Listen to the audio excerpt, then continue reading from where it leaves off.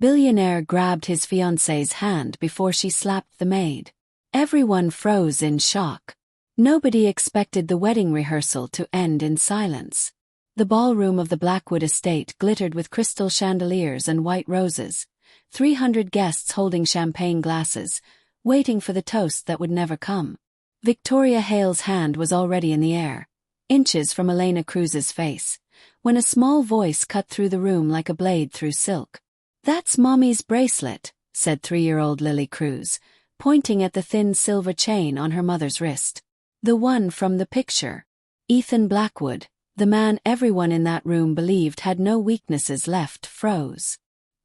His fingers had already closed around Victoria's wrist before she could finish the strike, but it wasn't Victoria's cruelty that stopped him cold. It was the bracelet. He had seen it before. Not on Elena. On another woman's wrist 7 years ago, in a hospital hallway that smelled of antiseptic and fear, on the night a stranger saved his life and vanished before he could ask her name. He had spent 7 years searching for her. He had built half his fortune trying to trace a single silver bracelet with 3 small charms, a bird, a key, and a heart. And now a toddler was staring up at him, tugging his sleeve, asking why Mommy never wore her special bracelet outside the house. Victoria's wrist was still trapped in his grip. The guests had gone silent. Mr. Harris, the family butler, had stopped pouring champagne mid-pour. Nobody in that ballroom knew it yet, but the woman about to become Mrs. Blackwood was about to lose everything, and the maid she despised was about to become the most important person in Ethan Blackwood's life. What happened next would shock everyone in that house. But the real truth was still buried, waiting 3 more weeks to surface. Welcome back, dear viewer. If you love stories where kindness quietly wins and cruelty finally gets what it deserves, you are exactly where you need to be. Today's story will take you through heartbreak, hidden secrets, a mother's unbreakable love, and a truth so shocking it will change how you see every character in this house. Stay until the very end, because this story has not one twist, but several, and the final one will bring tears to your eyes. This is the story of Ethan Blackwood, Elena Cruz, and a little girl named Lily whose innocent words uncovered a secret 7 years in the making. Let's begin from the start, because to understand what happened in that ballroom, you first need to understand who Elena Cruz really was. Elena Cruz had learned a long time ago that the world did not owe her softness. She was 29 years old, and most days she woke before sunrise in a small rented room above a laundromat, 3 bus stops from the Blackwood estate. Her daughter Lily slept beside her in a bed too small for both of them, but neither of them complained, because complaining was a luxury Elena had never been able to afford. 6 days a week, Elena scrubbed marble floors, ironed silk shirts, and polished silverware that cost more than she made in a month. She never once let her exhaustion show in front of the family she worked for. She smiled at Mr. Harris in the mornings, greeted the other staff with warmth, and kept her head high even when Victoria Hale, the woman soon to be lady of the house, spoke to her like she was invisible. Nobody at the estate knew the truth of where Elena had come from. They didn't know that 3 years earlier she had walked out of a life of comfort and status, leaving behind a name that once opened doors, because staying meant burying a secret that would have destroyed people she loved. They didn't know that the humble maid uniform she wore every day was, in its own way, a disguise. What people did notice was how she raised Lily. Even with nothing, Elena made sure her daughter never went a single night without a bedtime story, a warm meal and the words, "You are loved no matter what." She sewed patches onto Lily's worn shoes rather than admit she couldn't afford new ones. She skipped her own lunch more than once so Lily could have seconds. The other staff at the estate respected her instantly. Mr. Harris, in particular, had taken a quiet, fatherly liking to her, often sneaking extra pastries into her bag at the end of long shifts. "You work harder than anyone here," he told her once. "One day, someone is going to notice." Elena only smiled and shook her head. She didn't want to be noticed. Being noticed in her past life had nearly gotten her killed. But there was one thing Elena Cruz could never hide. No matter how many long sleeves she wore or how carefully she tucked her wrist beneath her uniform cuffs, a thin silver bracelet with 3 tiny charms. Bird. Heart. She never took it off. Not once. Not even to sleep. If anyone had asked her why, she would have said it belonged to someone she loved and lost. She would not have told them the rest of the story, because even Elena herself did not yet know how deeply that bracelet was tied to the very family she now served. Lily Cruz was 3 years old, and everyone who met her agreed on one thing. She noticed everything. She had her mother's dark curls and an unusually calm, searching gaze for a child her age, as though she were quietly cataloguing the world instead of simply living in it. She rarely cried. She rarely threw tantrums. Instead, she asked questions. Endless, precise questions that often left adults stammering for answers. Why does the big house have so many empty rooms if nobody lives in them? Why does the pretty lady never smile at mommy? Why do you always look at your bracelet before you go to sleep? Lily had one unusual talent that the household staff found both amusing and slightly eerie. She remembered faces. Not just faces she'd seen once or twice, but faces from photographs, faces glimpsed for seconds in passing cars, faces in the old, cracked photo that Elena kept hidden in a shoebox under their bed, a photo Lily was never supposed to have seen. She loved the estate's garden more than any toy. She would spend hours crouched by the koi pond, whispering to the fish as though they understood every word. Mr. Harris often found her there, hands cupped around invisible secrets, humming songs her mother had taught her. The household staff adored her. The cook slipped her extra cookies. The groundskeeper let her help water the flowers, even though she mostly just made a mess. Even Ethan Blackwood, a man who kept most people at arm's length, found himself unable to walk past Lily without stopping to answer at least one of her impossibly direct questions. "Mr. Ethan," she had asked him once, tugging on his expensive coat sleeve, "why do you look sad in your eyes even when your mouth is smiling?" Ethan had laughed, startled, and had no answer for her. He simply crouched down to her level and said, "You're a very smart little girl, you know that?" Lily had nodded seriously, as though she'd known that all along. What none of the adults around her realized was that this small, observant child was carrying a memory in her mind that would eventually unravel a secret buried for 7 years. A memory of an old photograph, a bracelet, and a name she had heard her mother whisper only once, late at night, believing her daughter was asleep. She wasn't asleep. Lily never really slept when there was something interesting to listen to. To the outside world, Ethan Blackwood had everything a man could want. At 36, he controlled Blackwood Industries, a shipping and logistics empire spanning 4 continents, inherited from his father and tripled in size under his own relentless ambition. Magazines called him the most eligible bachelor on the East Coast, for years before his engagement to Victoria Hale made headlines. He wore tailored suits like armor, spoke in calm, measured tones in boardrooms full of men twice his age, and never once let anyone see him rattled. But behind the calm exterior was a man quietly unraveling. 7 years ago, a car accident on a rain-soaked highway had nearly ended Ethan's life. He remembered fragments, the shattering glass, the taste of blood, the terrifying certainty that he was going to die alone on the side of that road. And then a stranger, a woman who had stopped her car, pulled him from the wreckage before it caught fire, pressed her scarf against his bleeding side, and stayed with him, talking to him softly, keeping him conscious until the ambulance arrived. She had left before he woke up in the hospital. No name, no number. Just a single detail burned into his memory forever. A thin silver bracelet on her wrist, with 3 small charms. Bird. Heart. Ethan had spent 7 years and, by his lawyer's quiet estimate, several $1 million trying to find her. Private investigators. Hospital records. Highway patrol logs. Nothing. She had vanished as completely as if she'd never existed at all. His father had once told him before he passed, "Some debts can never be repaid, son. But you keep trying anyway. That's what makes you good." Ethan had taken that advice and turned it into an obsession that quietly ate away at him. Hidden beneath a schedule of mergers and acquisitions and a public engagement to a woman he did not love. He had proposed to Victoria Hale 8 months earlier, not out of passion but out of exhaustion. His board wanted stability.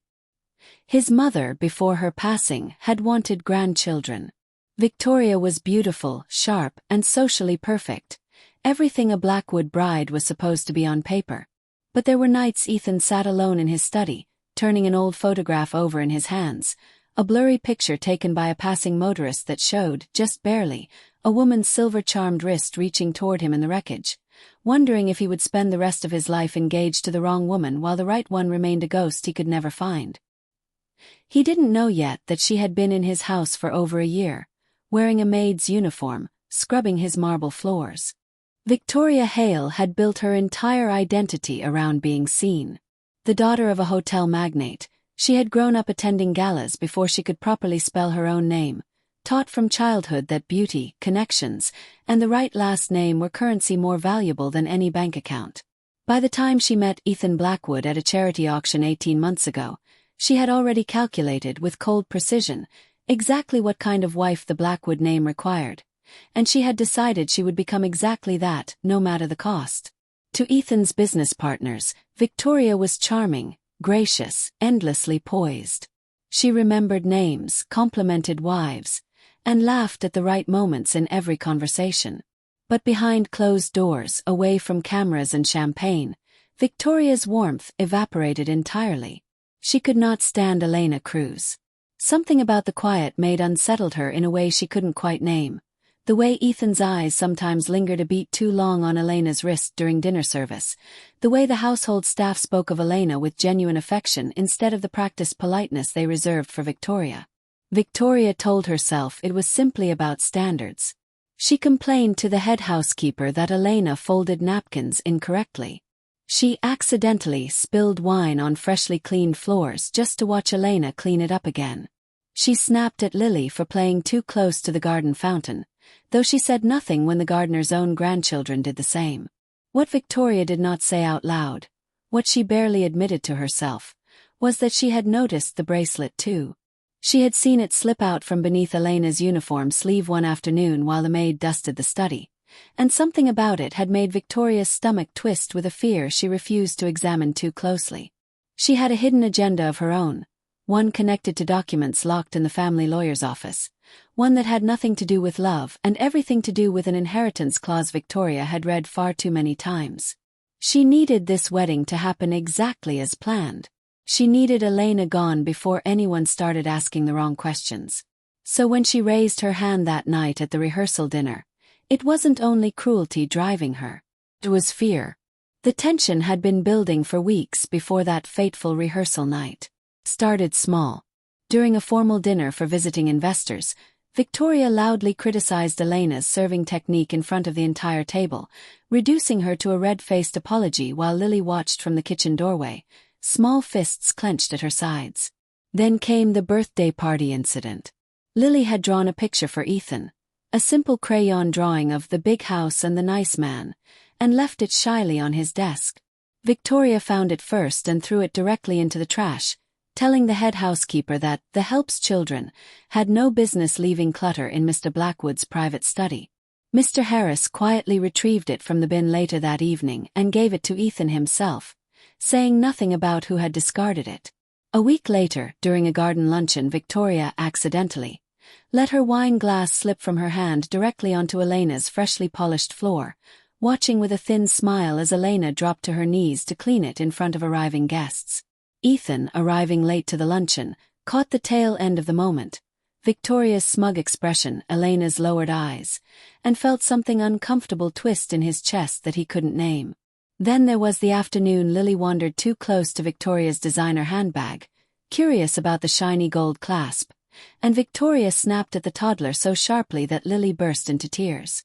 Elena rushed to comfort her daughter, murmuring apologies to Victoria, who simply turned and walked away without acknowledging either of them.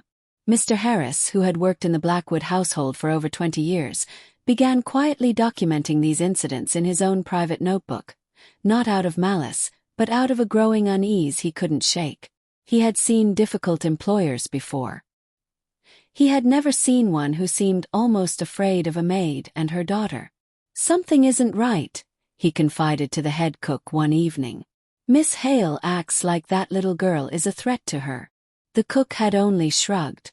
"Rich people's problems," she said. But even she had noticed the way Victoria's eyes followed Elena's wrist whenever the maid reached for a serving tray. What none of them said aloud, though many of them silently wondered, was why a woman who had everything felt so threatened by a maid who had nothing at all. 3 weeks before the wedding, strange things began to happen at the Blackwood estate. Small enough that most people didn't notice, but significant enough that Mr. Harris began writing everything down. Late one night, passing by the study, he overheard Victoria on the phone, her voice pitched low and sharp. "I don't care what the lawyer says. The inheritance clause needs to be finalized before the wedding, not after. If Ethan finds out about the maid before then, everything falls apart." Harris froze in the hallway, his tray of evening tea forgotten in his hands, before quietly backing away. 2 days later, Elena found a folded document tucked inside a book she'd been dusting in the study. Official-looking papers with a law firm's letterhead, mentioning a name that made her hands tremble: Whitmore Family Trust. She read only the first line before footsteps approached, and she shoved the paper back into the book, her heart pounding for reasons she refused to examine. That same week, Ethan received a call from his family lawyer, Mr. Alden Price, requesting an urgent private meeting, one he postponed twice, too consumed with wedding preparations and a strange, gnawing feeling he couldn't shake since the night Lily had innocently asked him about the sad bracelet lady in Mommy's photo. Lily herself added to the mystery without meaning to.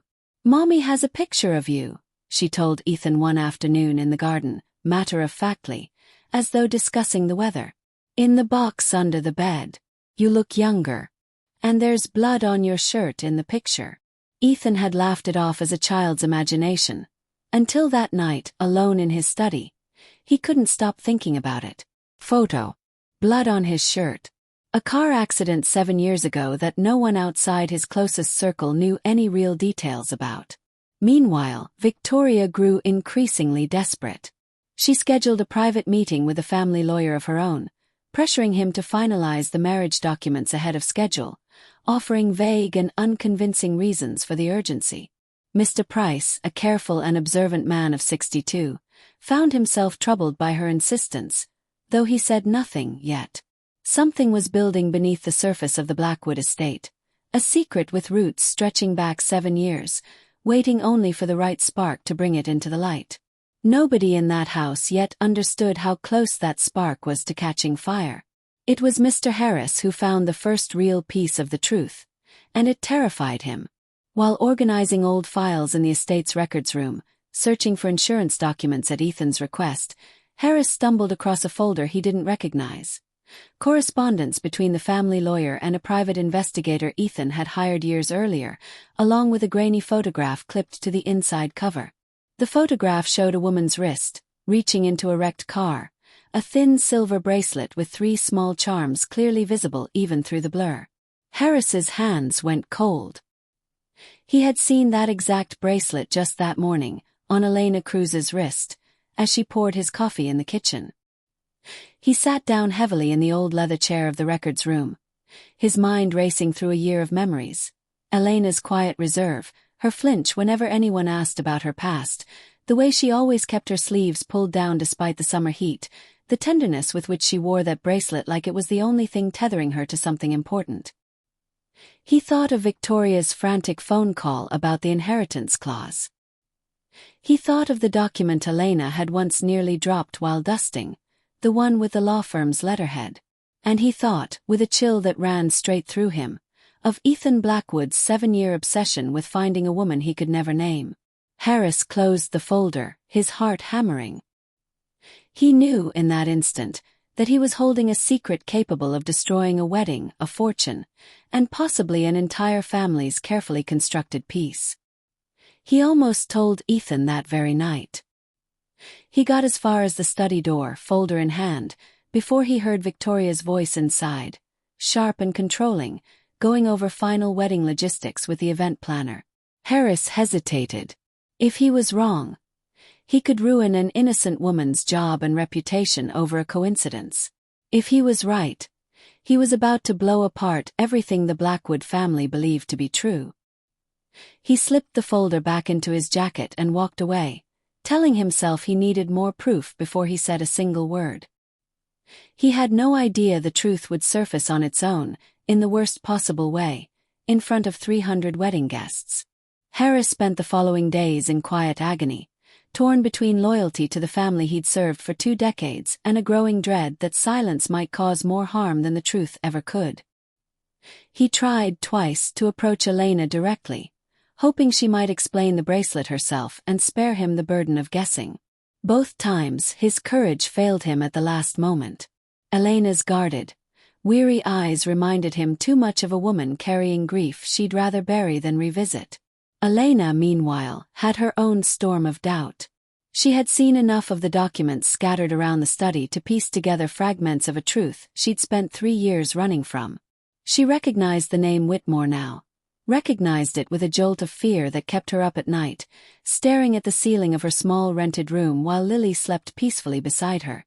"If they find out who I really am," she whispered to herself one night, "I could lose everything.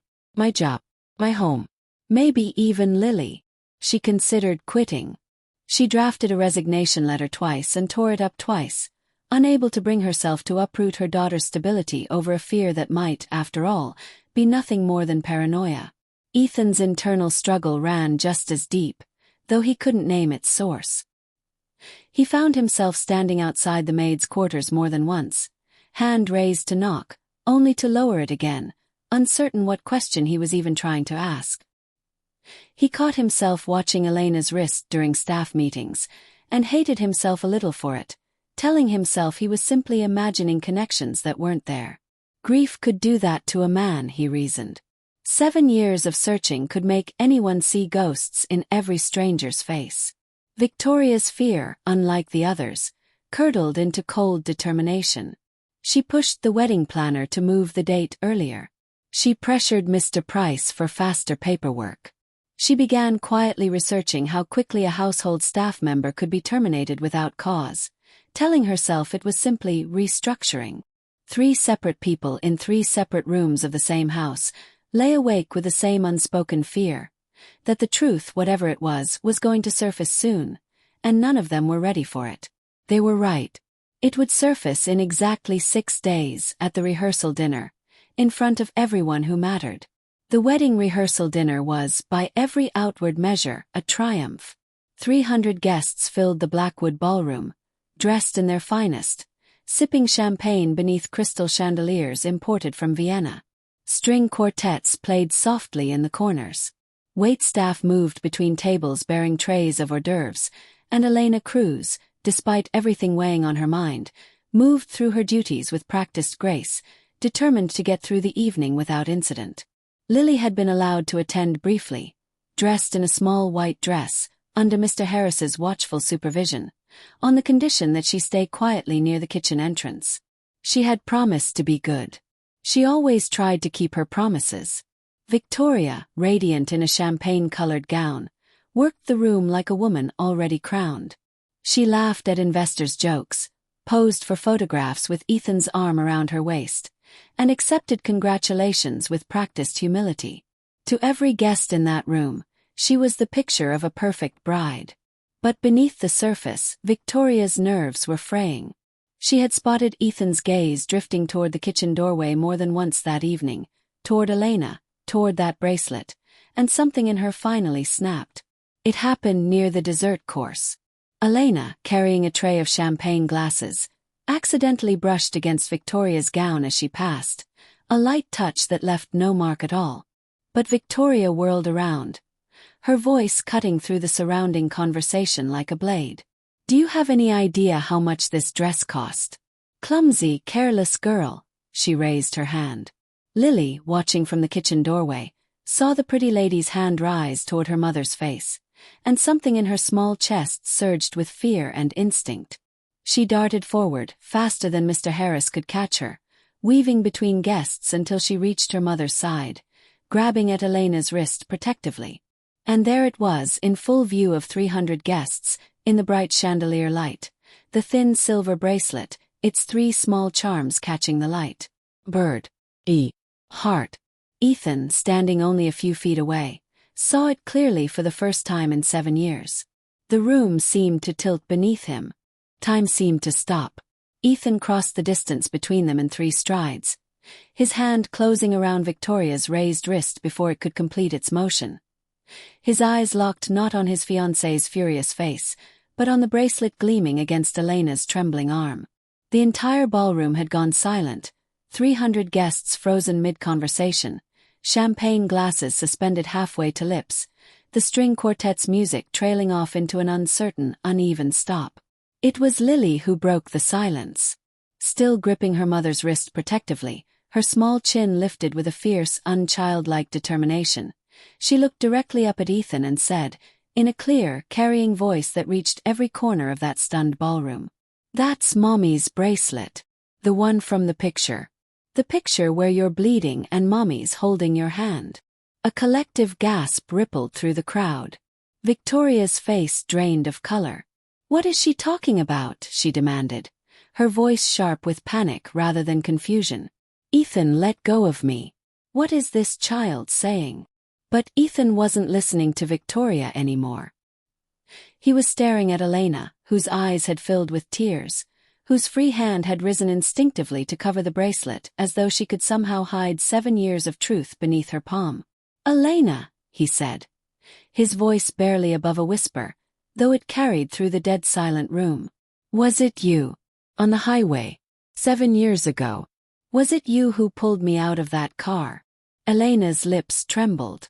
For 3 years, she had buried this truth so deeply she'd almost convinced herself it belonged to someone else's life. Now, standing in front of 300 strangers, her daughter's small hand still fiercely gripping her wrist, she had nowhere left to hide. "Yes," she finally whispered, tears spilling down her cheeks. "It was me." The ballroom erupted into stunned murmurs. Victoria yanked her wrist free from Ethan's loosened grip, her carefully constructed composure cracking apart in front of everyone who mattered to her social standing. But the biggest shock of the night was still to come. The dinner never resumed. Ethan led Elena, Lily, and a visibly shaken Mr. Harris into the privacy of his study, while a humiliated Victoria stormed off, ordering the wedding planner to keep guests occupied with more champagne and vague excuses. Inside the study, with the door closed and only the 4 of them present, the truth finally spilled out in full. 7 years ago, Elena had been driving home from a hospital shift, not as a maid, but as a trauma nurse, a career and a life she had once been proud of, when she came upon the wreckage of Ethan's overturned car on a rain-slicked highway. She had pulled him free, stopped his bleeding with her own scarf, and stayed with him until help arrived, leaving before he regained full consciousness because her own life at the time was falling apart in ways she wasn't ready to explain to a stranger. 3 years after that night, Elena's world had truly collapsed. Her late husband's family, the Whitmores, a name Ethan recognized instantly from his lawyer's earlier documents, had been embroiled in a corporate scandal that threatened to destroy Elena's reputation and safety, simply for being connected to them by marriage. Fearing for herself and her infant daughter, Elena had cut all ties to her former life, changed her routines, and taken quiet work as a maid under her mother's maiden name, Cruz, to disappear from a world that had turned dangerous for her family. She had never intended to end up in Ethan Blackwood's household. It was simple chance, a staffing agency placement, nothing more, that had brought her, unknowingly, back into the orbit of the man she had saved and never expected to see again. Mr. Harris, finally free to share what he'd discovered, produced the folder from the records room, the photograph of Elena's wrist in the wreckage, the correspondence with the private investigator Ethan had hired years earlier, proof that Ethan's 7-year search had led, unknowingly, to his own household. And then came the piece that shattered the room entirely. Mr. Price, the family lawyer, arrived at Ethan's urgent summons and revealed the reason for Victoria's frantic pressure to finalize the wedding early. The Whitmore Family Trust, the very trust connected to Elena's late husband's family, contained an inheritance clause naming Elena's daughter, Lily, as a rightful beneficiary of a fortune Victoria had spent months secretly trying to have redirected through a legal loophole before anyone discovered the connection. Victoria hadn't feared Elena out of simple jealousy. She had feared her because Victoria had known, for months, exactly who Elena really was, and had been quietly working to erase her from the picture before the truth could cost Victoria her carefully planned future. The study fell into a heavy, stunned silence. Ethan sank into his chair, his hands trembling as he stared at the photograph in the folder, at the woman who had saved his life standing before him now in a maid's uniform, having spent an entire year in his own house without either of them knowing the truth. "You saved my life," he said quietly, looking up at Elena, "and I never even knew your name until tonight." Elena wiped her tears, Lily still pressed against her side. "I didn't want anything from you," she said, her voice raw. "I never came forward because I was afraid. Afraid of the Whitmore name, afraid of losing my job, afraid of losing the only stability I'd managed to build for my daughter." Ethan turned to Mr. Harris. "You knew. How long have you known?" "Only a few days, sir," Harris admitted, guilt heavy in his voice. "I should have told you sooner. I was afraid of being wrong, and afraid of what being right would mean for this family." Mr. Price stepped forward gently. "Ethan, there's something else you should know. Victoria didn't only discover Elena's identity by chance. She's been in contact with the Whitmore family's opposing counsel for months, attempting to have Lily's inheritance rights quietly dissolved before the wedding, to protect what she believed would become joint marital assets." The weight of Victoria's true agenda settled over the room like a physical thing. Every cruel comment, every cold glance toward Elena and Lily over the past year, had not been simple jealousy or classism. It had been calculated self-interest, dressed up as arrogance. Ethan closed his eyes briefly, absorbing the full shape of the betrayal, not just Victoria's, but the strange, cruel irony that the woman who had saved his life had spent a year cleaning his floors while his own fiancée worked to erase her daughter's rightful inheritance. Lily, sensing the heaviness in the room, tugged gently at Ethan's sleeve. "Are you sad, Mr. Ethan?" she asked softly. "Mommy says being sad is okay, as long as you don't stay sad forever." Ethan felt something break loose in his chest. Not sorrow exactly, but a strange, aching relief, as though 7 years of searching had finally, painfully, found its ending. He knelt down to Lily's level, the way he always did, and managed a real smile for the first time in weeks. "I'm not sad, sweetheart," he said. "I think I'm finally not sad at all." The wedding to Victoria Hale was called off within the week. She left the estate quietly, her social standing badly damaged once whispers of her attempted legal interference with the Whitmore Trust reached the same social circles she had spent her life cultivating. Her calls to Ethan went unanswered. What followed in the weeks and months after was a slow, careful rebuilding, not a rushed fairy tale, but something steadier and more honest. Ethan insisted Elena and Lily move into the estate's guest wing, not as staff, but as guests, while the Whitmore inheritance was properly and legally settled in Lily's name under Mr. Price's careful guidance. Elena resisted at first, uncomfortable accepting anything that felt like charity, until Ethan gently reminded her that this wasn't charity at all. It was 7 years overdue. "You saved my life and asked for nothing," he told her one evening on the garden terrace, the koi pond rippling softly beside them. "The very least I can do is make sure your daughter never has to hide who she is again." Elena returned to nursing, this time by choice rather than necessity, taking a position at a private medical practice Ethan quietly helped arrange, though she insisted on earning her position through her own qualifications, not his money. Mr. Harris, delighted by the turn of events, took to calling her Nurse Cruz, with an exaggerated proud formality that always made Elena laugh. Lily flourished in her new surroundings, though she remained at heart exactly the same curious, observant little girl who had once asked Ethan why his eyes looked sad even when he smiled. She adopted the estate's koi pond as her personal kingdom and appointed Mr. Harris as her official assistant gardener, a title he wore with genuine pride. Ethan and Elena's relationship grew slowly, built not on sudden passion but on quiet mornings, shared breakfasts, and the strange, tender comfort of two people who had once saved each other in very different ways. A year later, in a small, private ceremony far removed from the spectacle of his first engagement, Ethan Blackwood married the woman who had once pulled him from a burning wreckage and asked for nothing in return. Victoria Hale, meanwhile, faded from the social pages entirely, her name eventually mentioned only in hushed, cautionary tones among the same elite circles that had once fought for invitations to her wedding. 6 months into their marriage, while sorting through old family records to finalize Lily's inheritance paperwork, Mr. Price uncovered something that stunned everyone in the household one final time. Tucked inside a sealed envelope in the Whitmore family archives was a letter written by Elena's late husband, dated just weeks before his death. A letter no one, including Elena, had ever known existed. In it, he confessed something he had never told his wife while he was alive. That years before meeting Elena, he had briefly worked as a junior associate at Blackwood Industries, and that Ethan's late father had once quietly helped cover his hospital bills after a workplace injury, asking for nothing in return and never mentioning it again. "If you ever find yourself in need," the letter read, in Elena's late husband's careful handwriting, "the Blackwoods are good people, whatever the world says about the wealthy. I hope our paths cross with theirs again one day, under kinder circumstances than these." Elena sat frozen at the study desk, the old letter trembling in her hands, tears streaming freely down her face. The husband she had lost, and the man who had unknowingly become her second chance at love, had been connected long before that rain-soaked highway 7 years ago, a quiet thread of kindness stretching between two families who never knew they shared it. "He knew your family," Elena whispered to Ethan, disbelief and wonder mingling in her voice. "Before any of this. Before the accident. Before I even met you." Ethan took the letter gently from her hands, reading his late father's quiet act of kindness in another man's careful words.